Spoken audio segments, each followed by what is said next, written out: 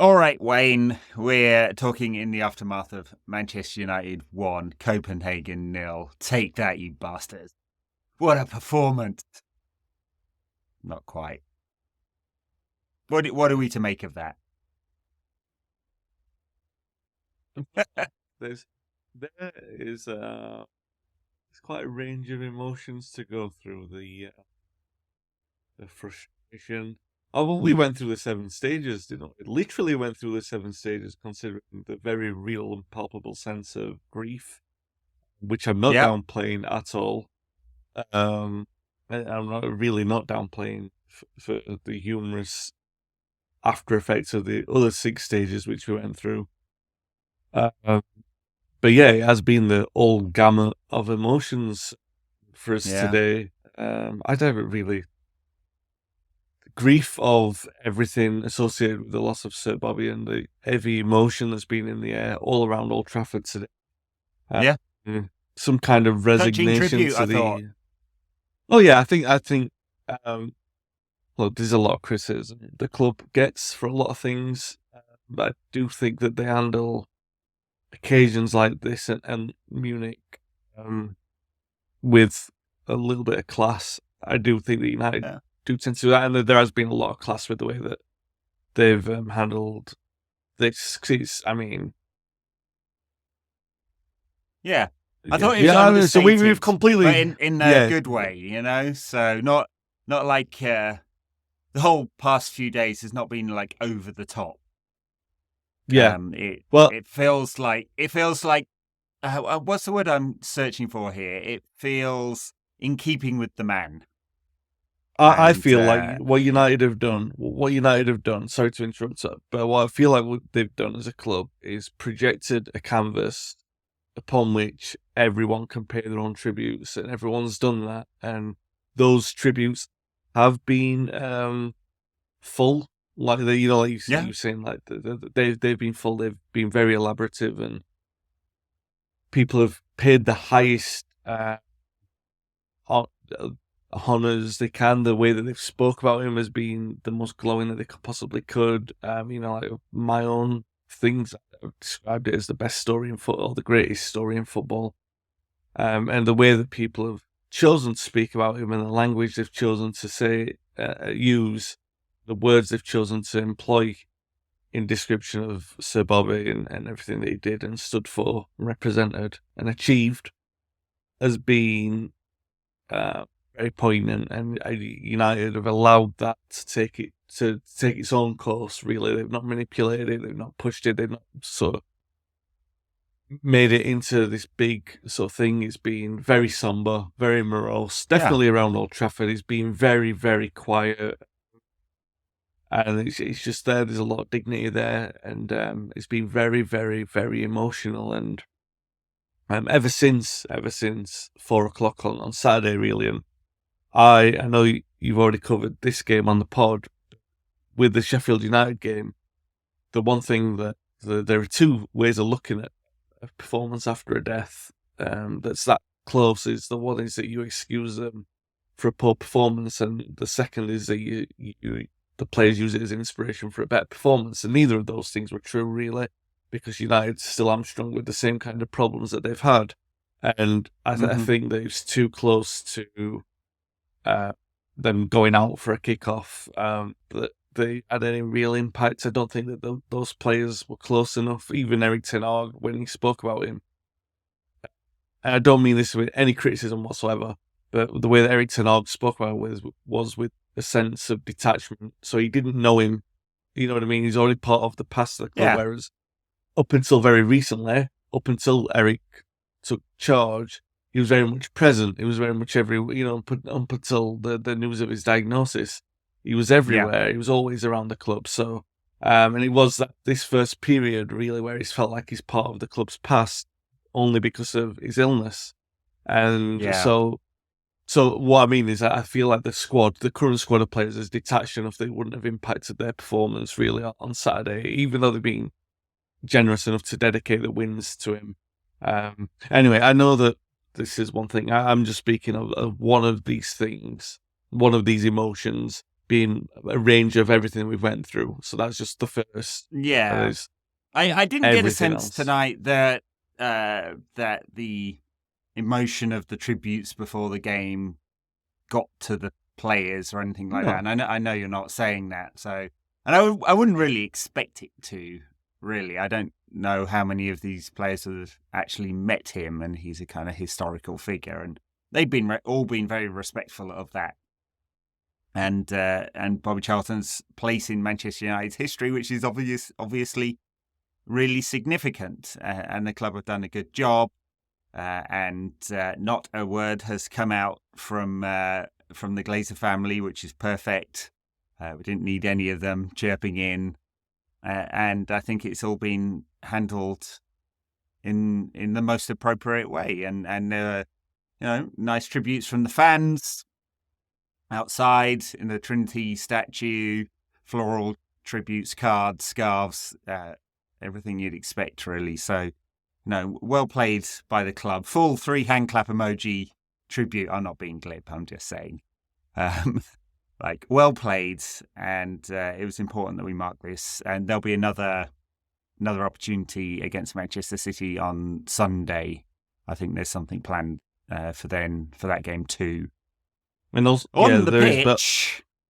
Also, by the way, just before we move on from Charlie, if anyone's listening to this in the interim, which they will be before the City game, there is still the opportunity to go down to Old Trafford and lay those flowers and to write in the condolence book until Friday. So that opportunity is still there for the general public as well. But yeah. Which a lot of people have, including many of his contemporaries. Yeah. Paddy Crerand was there, Brian Kidd.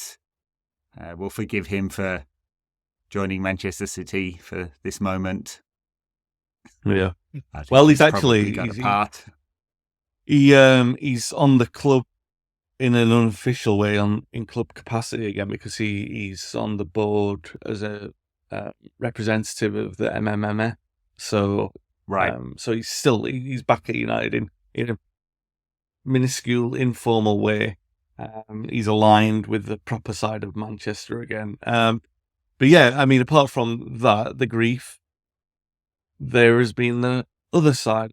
Every emotion tonight on the spectrum, and it was, I mean, first of all, resignation that you're watching, and I came to this conclusion just before we scored in the second half. I think this may be our worst Champions League campaign, and there's some low bars lowering you through there. But I'm looking at thinking, standard of the opposition, what you expect from United, quality of European football as a whole, and this is what we're putting out.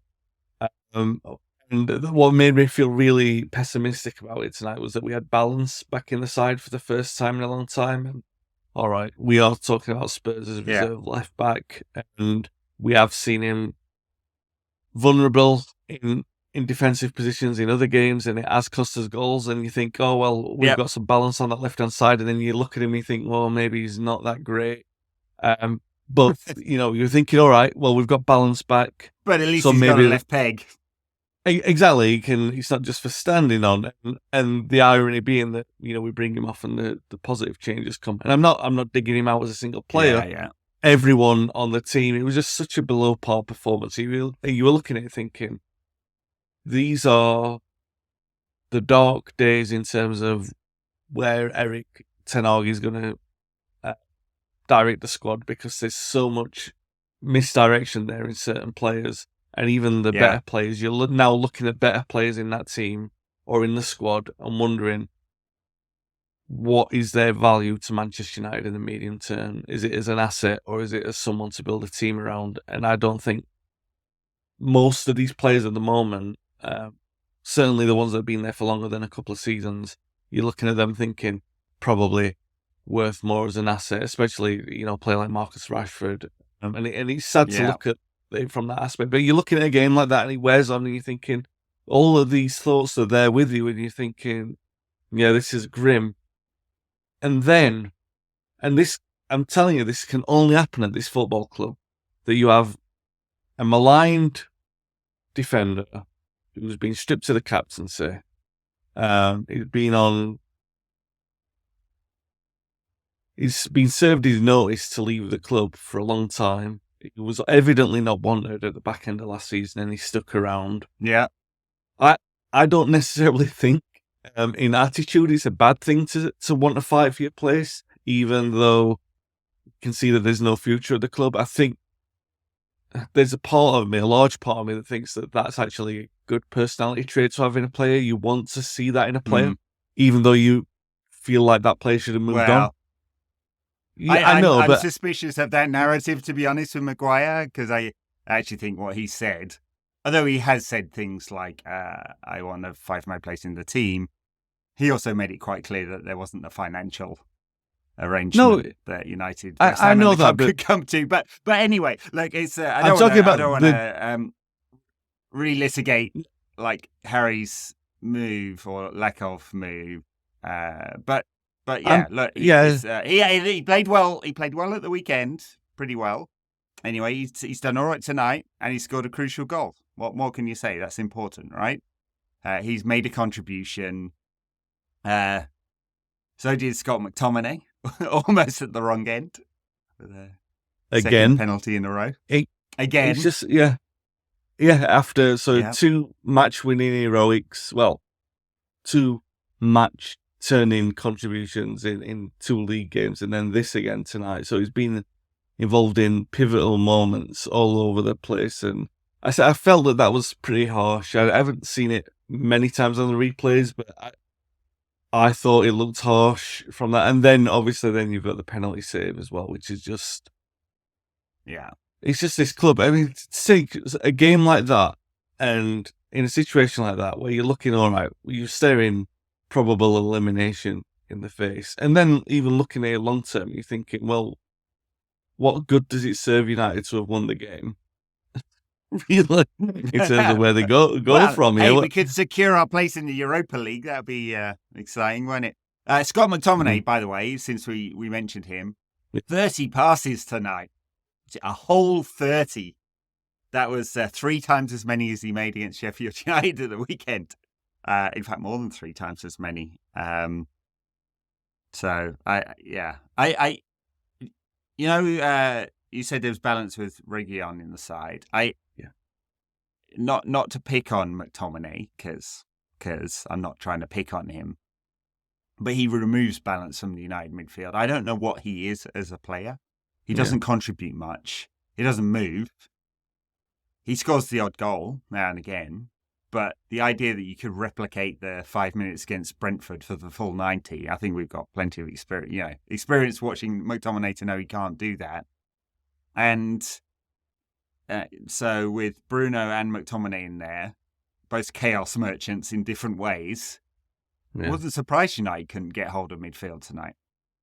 I don't know what Ten Hag's thinking. I honestly don't. I mean, he or like where we're headed with this, and this is not some kind of let's get Ten Hag out. I can't see it. I can't see what he's trying to move towards. So I'm still yet to understand why Mason Mount was brought to the club. It seems like Ten Hag doesn't want to play him right now because there's 2 games in a row he hasn't played. Or made any real contribution to. I think he got a few minutes against Sheffield United, didn't he?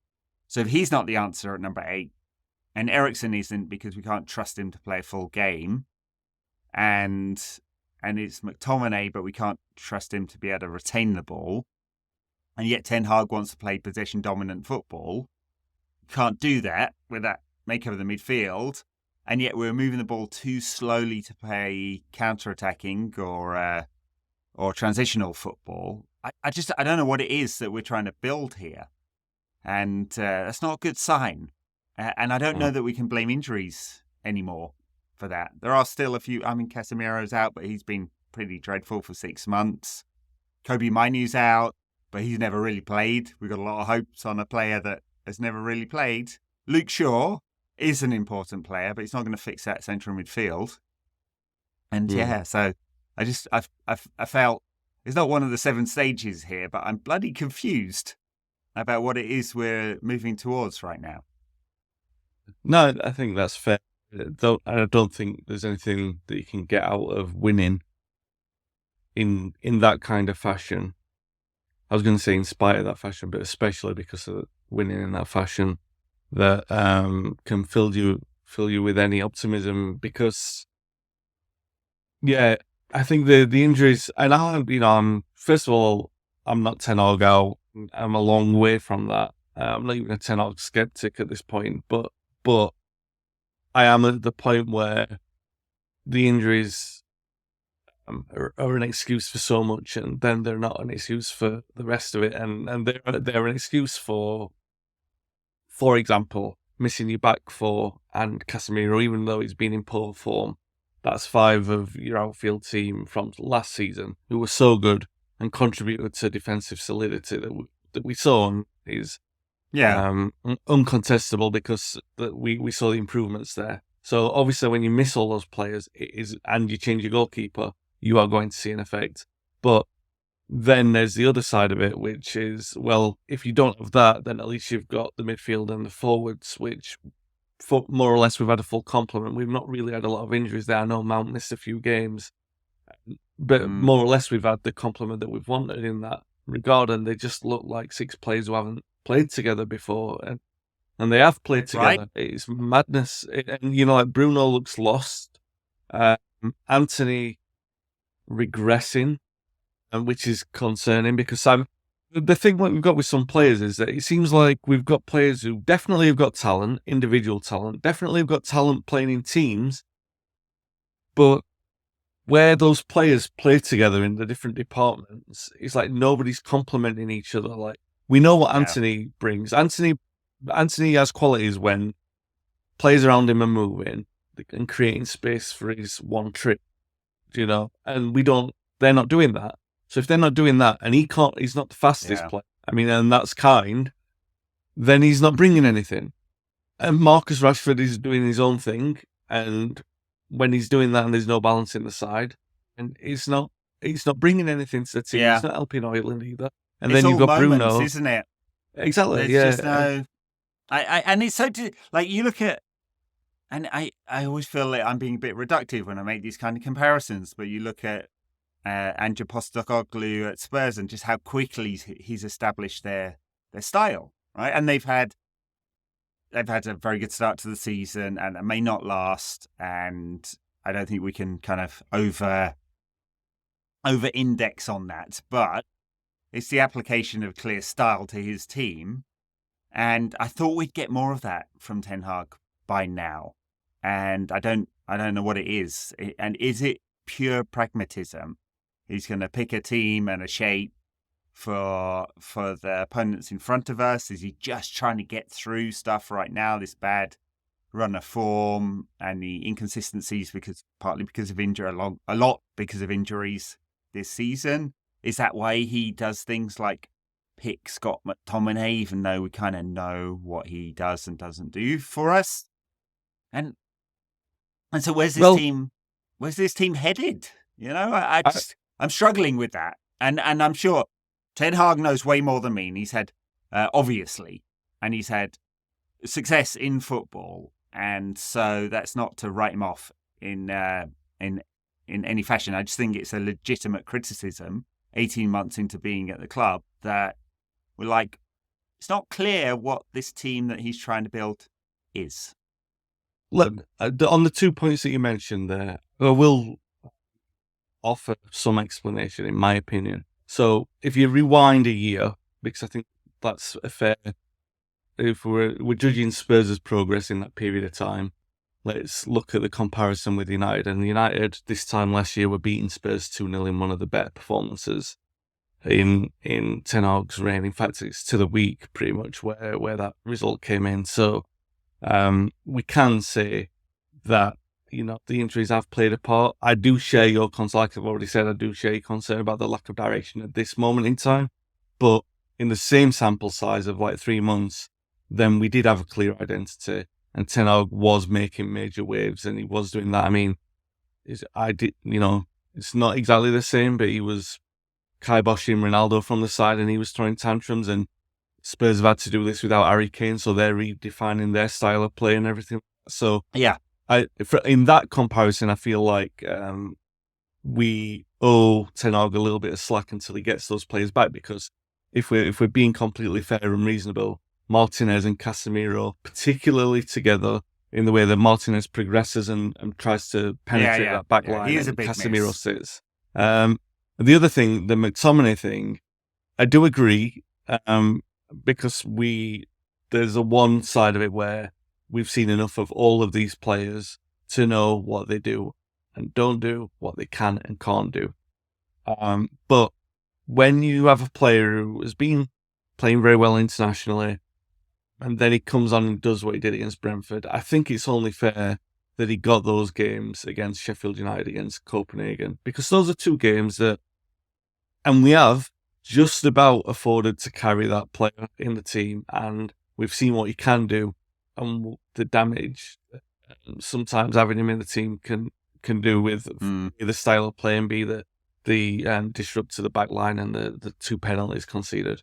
Yeah. And that'll probably, I mean, I'll be very, very surprised if he features at all against Manchester City, because I think it's obvious that it's not worked. However, I'm not going to dig out Ten Hag for giving him a chance in the same way that I look at he brings on Martial and brings off Højlund, and I think, all right, this is to spare him the minutes and to give Højlund a rest. I can understand that, but there's nothing to be gained in Martial. Even if Martial had scored tonight, there's no point persisting with that, because you know where it ends up. Whereas with McTominay, I still feel like, well, not that there's a long-term benefit to having him in the team, because we all know what he can't do.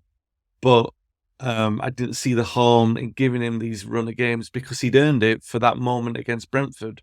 Sure.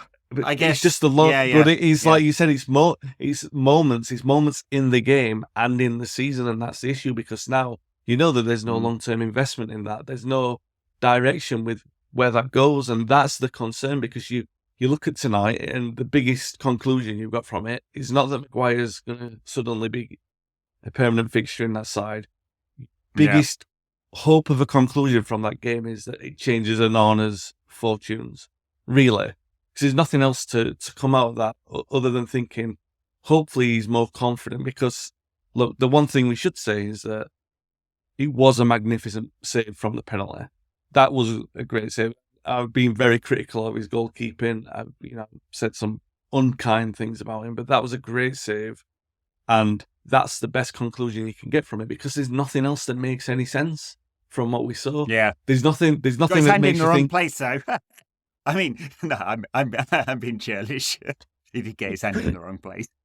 He got an arm there. I really hope it changes his fortunes as well. He made a good save earlier, diving away to his right, to stop a potential Copenhagen goal. So I hope that gives him some confidence, and literally the last touch of the game. Wasn't it? Because the ref blew for the full-time whistle straight after that. And look, I guess the key moment, United's goal came from Eriksen's great ball. I guess Ten Hag can't trust him, or doesn't trust him to play the full game, but he's made an impact as a sub. 5 games in a row now that he's come on as a sub, and he does make an impact in that role. So if he's happy doing that, and Eriksen's happy, and Ten Hag's happy doing that, then fine. Great ball, good positioning from Harry, fine header, solid goal. But it is all moments, isn't it? And I was thinking, I was musing did I write this down on Twitter, or did I just think it in my own head? I was like, United will probably find a moment in this game, because the players are just so much better, right? Yeah. And again, to be reductive, Copenhagen's annual wage bill, £12 million. United got 6 players that earn that themselves. So only the 190 million or so bigger United's wage bill, and so that's a reflection of the quality, or should be a reflection of the quality of the two sides, squads, teams involved in this. And you just think, well, at some point we'll find something, which you should do against teams that aren't quite as good as you are. Yeah. But it wasn't systemic, right? I didn't think, oh well, we've got a way of moving them around here that is bound to create 5 or 6 good chances, and we're bound to score one of those goals. It was just more like someone will come up with something. And that's worry, because it's like a good 6 months before, like since United have consistently put in those like kind of strong performances. I asked on Twitter again, like, when was the last time? Because I genuinely can't remember it. I'm getting into like when 90 minutes of, yeah, that was good, lads. That was good. And the other thing that worries me is they're so static at the moment, and it was so slow. And if it was right at the end of the season, I'd be going, oh yeah, they're tired. All right. But it's like, do they know where they're supposed to be at any one time? And is it instinctive? Clearly not. And especially in going forward, we can't really say that's about injuries, because it's not. It's these players, most of these players have, well, I guess Højlund's new, but a lot of these players have played together. So, like, should know where you're supposed to be at any one time right now. Some of that should be natural. A lot of people, like, striving hard. Bruno really striving hard to make something happen, over the top sometimes. Marcus Rashford, he's so desperate, isn't he, for it to all click, and it's not.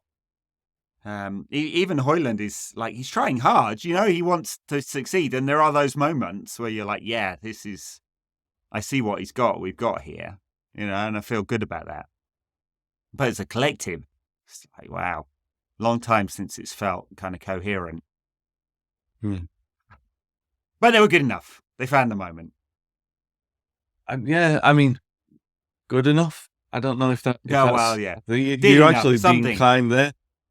It's funny because you say Eriksen, and Eriksen really, if you look at him in isolation, him coming off the bench for Manchester United and creating the winning goal, that should be a normal thing at this stage in his career. And that should be like, that's a normal thing. Like, so if United were challenging for the top trophies, then Eriksen coming off the bench to help them, I think is normal. You would expect that to happen. So that part of it's fine. It's the fact that, like you said, the reliance is, that you're actually relying on him, but that he can't do it for the full game, which is, it's bizarre to really look at it in that way. That he was the one. And look, this is not against Eriksen, because I think he's fabulous. I think he's been a really sound arrival at United, and I've liked what he's done.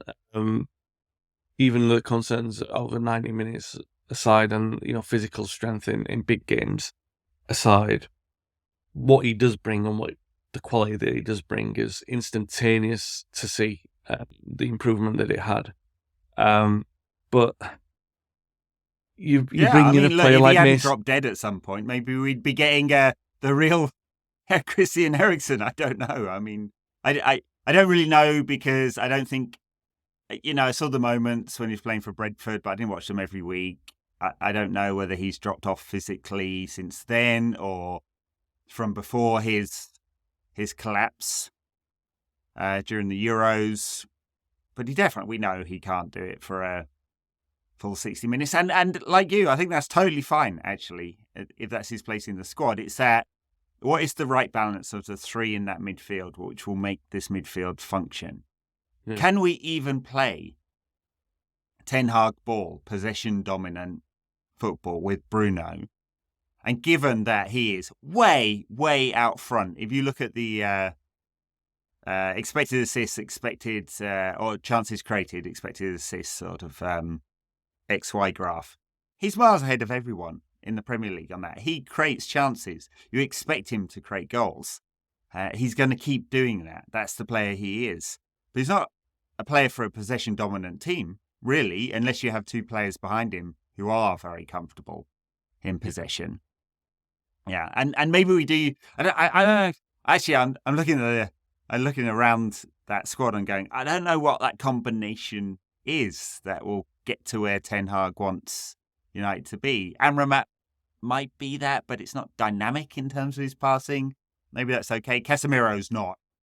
He's a 75% success rate player. He's a bit wild with it. Mount, more secure, but Mount and Bruno get in each other's zone. So McTominay definitely not. So it's a challenge for sure. Yeah, If he wants to take this team forward.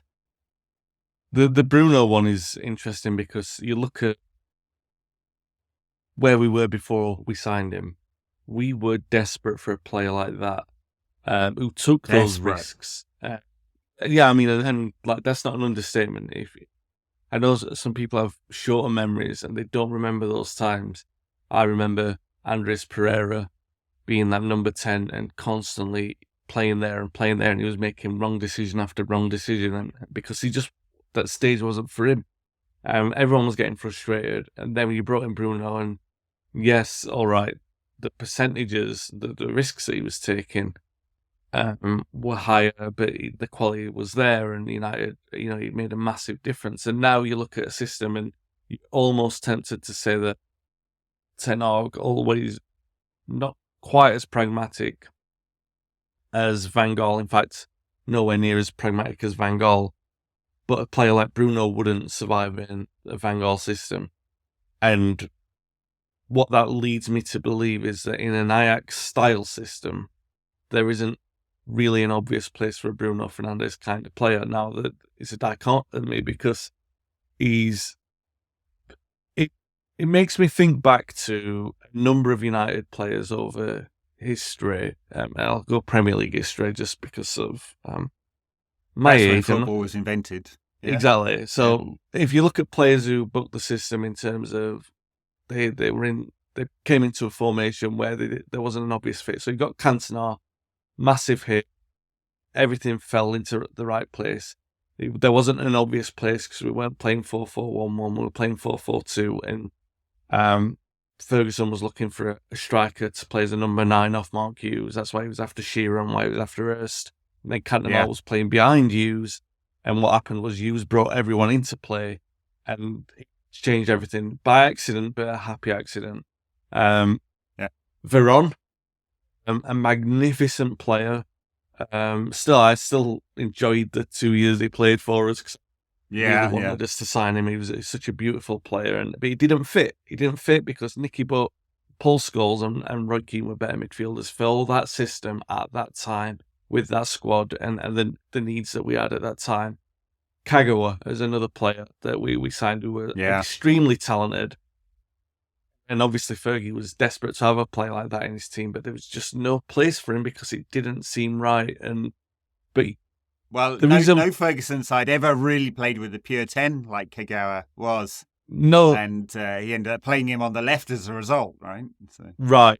But the difference between those sides and this side was that those players got swallowed up in the quality of other players, and United could win without them.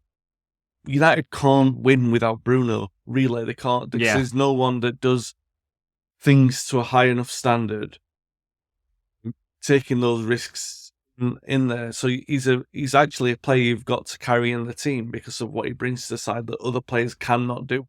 Ten Hag's not in a position. Maybe if things had gone differently with injuries and form, maybe he would be in a position now to try something like this with Mount taking his place. But he can't afford to take that risk at this moment in time. Yeah, and Mount's nowhere near as creative. There's a big creative black hole if you do that. So I do wonder whether, and I know we did actually have a game tonight that we really talked about, but I do wonder whether if he had managed to get Frankie de Jong, who's an excellent progressive passer and carrier, and uses space really well, whether it would just created more balance in this midfield. I suspect it really would have, and we'd be much closer to having the kind of side Ten Hag really wants to build. Didn't happen. They went for a very different style of player, and we're kind of caught a little bit. They may all be very good players. I don't think there's anyone that United are carrying currently in the squad. That there's players who are closer to the first team and contribute more or fit more with the system and so on. But it's not like we got 5 players. I think they've never got a chance at United.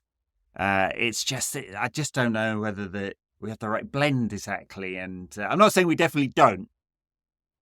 I think a lot of it may hinge on what is Amrabat's role, what is the balance of Amrabat, Casemiro, can Mount and Bruno actually play together? And looking at the skill sets, does Manu become the answer at some point in the season? Not saying straight away, but just because he is the passer, carrier, and technically very strong against the press. But, who knows? Not going to chuck everything on an 18-year-old to solve United's problems.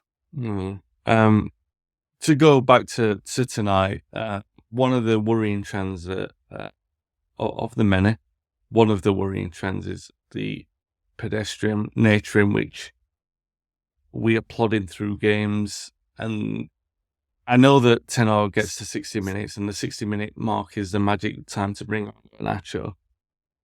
Yeah. And I understand the need to bring him in gradually, and I agree, putting him on the bench is probably better for now. But there's nothing changing in that first 60 minutes. From game to game, there's nothing that changes, and needs must with the injury crisis. But there's nothing in the rest of the dynamic that is changing that's making you think, there's progress here, that we're seeing something. It's kind of like we are putting a plaster over this, and we are expecting you to understand that plaster is going to be there for 3 months, and you're not going to see anything until all of the players are back, and then we can kick on. And that's not good enough, because the plaster, it's really not good enough, and you'll find out why. No, we'll have got sepsis and gangrene by then, and we'll be out of the Champions League reckoning and in the fucking Europa League. So, yeah, no, we can't wait till January for everyone to be fit for this to work. I mean, there's no magic solution other than they have to find a way. That is the thing that's on Ten Hag, because we know all the players now, and that's where he deserves criticism. That's where, someone like me who is prone to giving managers a healthy benefit of the doubt, where I will criticise him, and where I'll want to know what's happening, because, like you mentioned, combinations and midfielders, like tonight, it just didn't work. Every single game apart from the League Cup game against Palace. We've been played off the park by everyone that's played against us. Copenhagen played us off the park at Old Trafford. Yeah. They dominated midfield. At Old Trafford. Copenhagen. With a bunch of journeymen, yeah.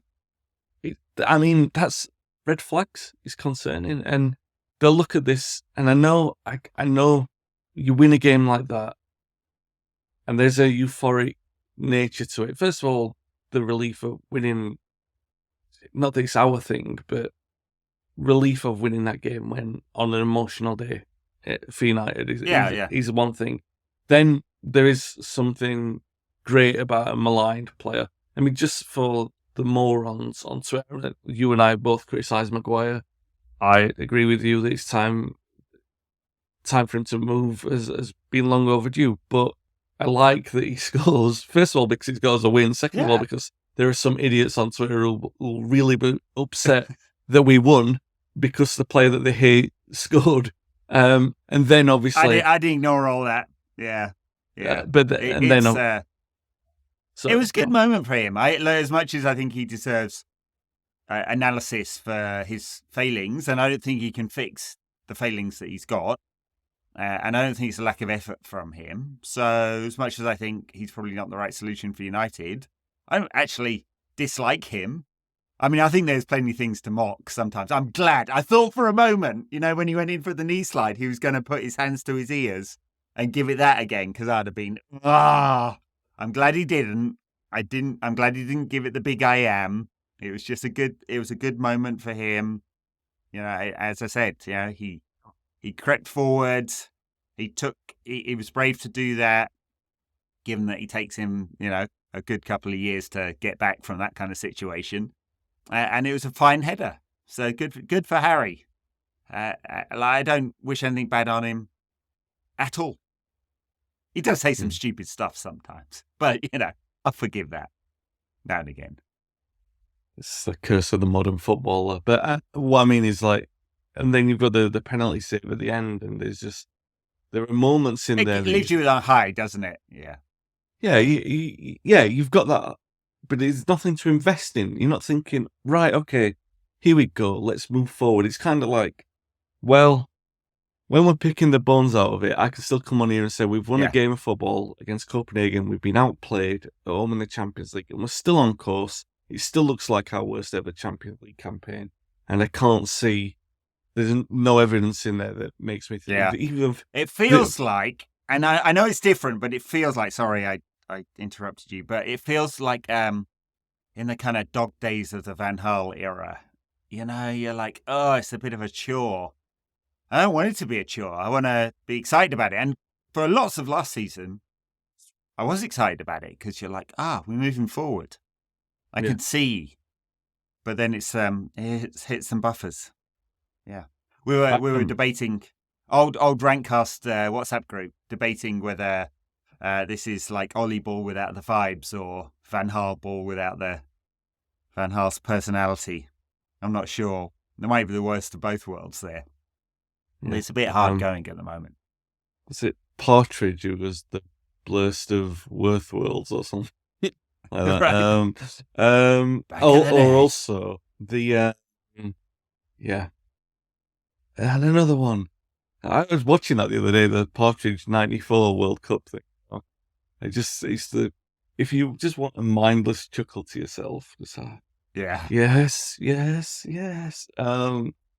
Sorry, I'm not getting excited. So where were we talking? What were we saying? Oh yeah, you were talking Ollie Ball and Van Gaal Ball. Well, the comparison I was making prior to the international break, and it was kind of spooky, really, that it happened the way they did. It was the vibes of the entire thing.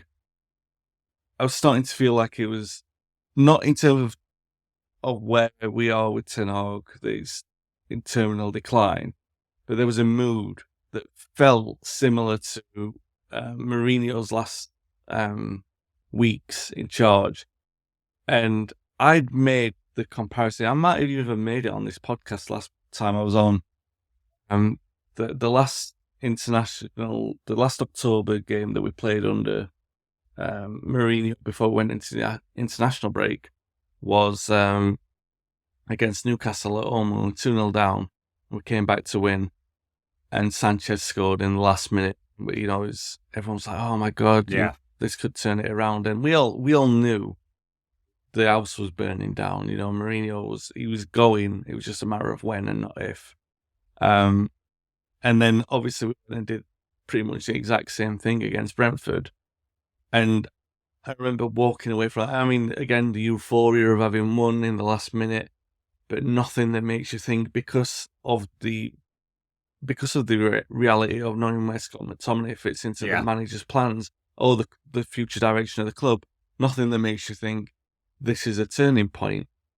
And then you move forward, and I'm pretty sure we probably had some. The Juventus, we won at Juventus after that under Mourinho, didn't we? There was we won at. So I'm saying there was still some. Lukaku scoring that one? I'm forgetting now.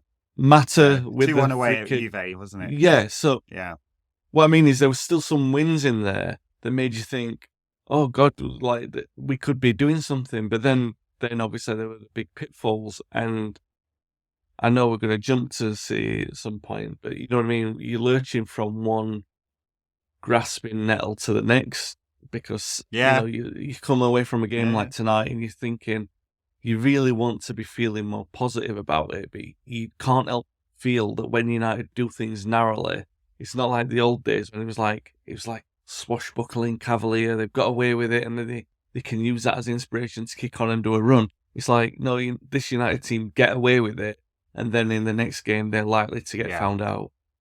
And that's my worry for Sunday. Talking good moment. Good moment to get to the next game, I think. Great. City at the weekend. Oh God. It's not right, but I can't help feel I just hope we don't get absolutely battered. I should be hoping for more though, shouldn't I? Of course you should, but I feel that most people will feel that way. I certainly feel the same way that you do. I've got very strong apprehension about it, and let's be fair about this. This isn't a Manchester City team that have kicked on from winning the treble. They don't look imperious. They've not grown in confidence. You look at that City team, you look at the rest of Europe, they're still favourites to win everything. They could well win another treble. If you were a supporter of Manchester City, and this is the only dig that I'm going to be able to afford to get at them, considering my very strong pessimism for this, the only dig that I can aim at them is that if I was a supporter of that team, I would really want them to take a moment like winning the treble and kick on when they are so obviously superior to everyone else in European football that I'd want to see my team turn on the side. After we won the treble, all right, we didn't win the European Cup after, but the way that we played in the league the season after, we were magnificent. In that 99-2000 season, we played some incredible football. And you're not seeing that from this City team. But having said that, you'll see it on Sunday, because the difference of being able to turn it on from United's not being able to turn the bad stuff off. Yeah. Unfortunately. We can, and also, Erling Haaland, although he scored quite a lot of goals this season, he has missed 9 big chances. And I think if he hadn't, City's fortunes, it feels like, I think what I'm trying to say is, the reason why the results are a bit mixed are the details with City rather than something more systemic. Yeah. And the reasons why United's results aren't as bad are the details, and it's not about the system. So yeah, it doesn't feel like. I'd be more confident about City coming out of their relative ruts than I would about United progressing from here. And like even with like not getting it all quite right and trying to find the right balance without De Bruyne, they have players who've progressed. I mean, Alvarez is a much better player this season than he was last season. They're still trying to find the right balance, having lost Mahrez. De Bruyne's been injured.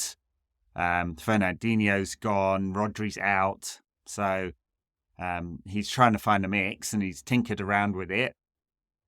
Hasn't quite worked. They lost to Arsenal. They lost to Wolves. Did they lose another one in there? Newcastle? Did they lose to Newcastle? I forget now. Yeah. In the cup, yeah. So yeah, not perfect from City, but feel like that's a standard pattern sometimes. And you like last season, Arsenal were ahead for 99.9% of the season. That's not true, but something like that. And you just knew that City were going to come. Yeah. Inevitably. Yeah. Like that migrant workers are going to get abused. And so that City are going to win football matches. That's a heck of a comparison. Yeah. Even and where did I pick that one up from? I don't know. It was very, very nuanced.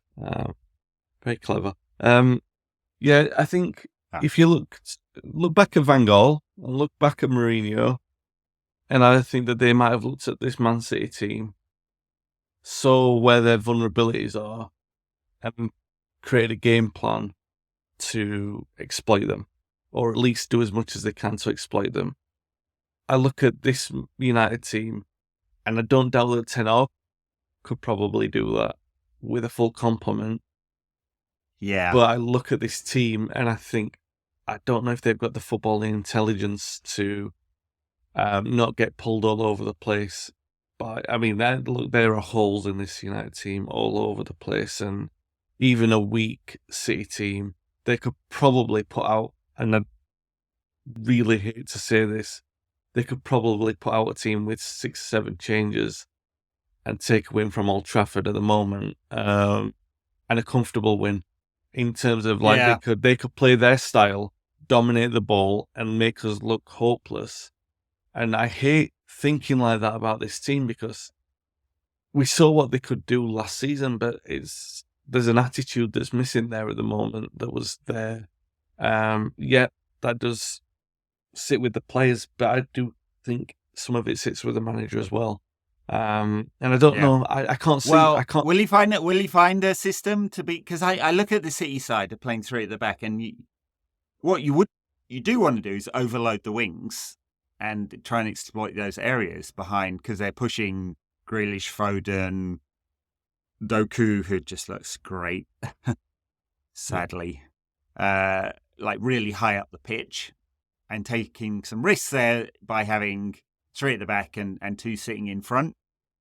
And so if United could overload the wings or make the switch from left to right, it's just like, how are they going to do that?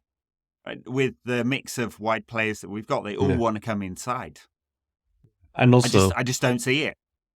The players that United have got in those areas, even if they were disciplined enough to stick in those areas and, like I said, exploit the wide areas, they're not. The ball doesn't stick to them to make that. You saw it today. Yeah. I mean, you can't help but laugh, like with irony. The way that Rashford miscontrolled and then even Garnacho miscontrolled, is that in those situations against a team like City, United aren't going to be. They're not going to be able to afford to be profligate, really. And United don't have players who are clinical enough to like Arsenal. Their big difference in being able to at least pretend to look like they compete with City is that they do have players who can be clinical. Like Saka is a kind of player who, when he gets the ball, you think he's going to score a goal. Whereas Anthony gets the ball in that position, you hope he's going to score a goal or do something. Whereas Saka, you expect it.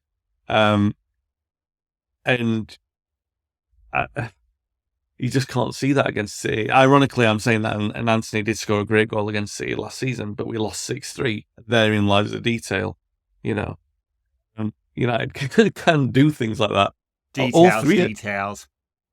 Weren't all 3 of our goals at City last season? They were all pretty good. Martial scored a decent goal, and Sancho's was definitely good. But we conceded 6. And you can see exactly I guess the difference. At this stage, I take a 1-0 defeat or something. I just don't want to get battered again. Yeah. Like, I'm sick of playing City and Liverpool and then hammering us. Yeah. But I think, even though I agree with you again, and I don't want to be too pessimistic, but I guess that this is a way that this is rounding out. What if we win on Sunday? It'd be a great moment, but it will just be that. Yeah, you're still not seeing the green shoots, really. You're not seeing the green shoots because there's nothing there until this sort of 5 or 6 months turnover of what's going to happen next in terms of the squad, in terms of the top of the club and everything like that. And I think that's the most depressing thing of all, is that it doesn't. I think for a long time, maybe over the last 18 months, when we're talking about Rangnick, when we're talking about the change of manager, and I know this isn't strictly relating to the game tonight, but it is, and I think it's pertinent to talk about a feeling like this after a win. Winning in dramatic fashion like we did, is that you can win like this, and you can look forward to a game on Sunday and not know the outcome of the game and think we could win that game and still feel pessimistic about what the future holds, because now it's not any longer about, sorry to just ramble on with this point, Ed, but when we were back with the Rangnick era, you're looking at those players and thinking, all right, well, a lot of you are in last chance saloon. Well, the doors have closed on last chance saloon. There's nothing to be learned about this anymore. And it's like, so there's nothing to be learned about anything until we are in a position to be able to turn over some of the squad. And that's the sad facts about it, really. And I hate to feel like that this is the position that we're in at United at the moment. So, maybe the upbeat position, the upbeat assessment of that would be, sure, Martinez, Mainu, all be back. Who else are missing? Wan-Bissaka, all be back before the new year. Sir Jim comes along with his absolutely massive checkbook, dumps £105 million worth of equity into the club, because that's what he can do under FFP, and United go off and buy a player or two in the the winter window, and it gives us an impetus, and we finish the season strongly enough to qualify for the Champions League, so we can get back into it next season and perform in fucking pathetic fashion. Wow. Oh man, I'm sorry. You gotta laugh sometimes, haven't you? All right, better call it a day there. Got any predictions for the weekend? Famous victory for Manchester United. As the great Clubber Lang once said, pain. All right. Thank you very much, Wayne.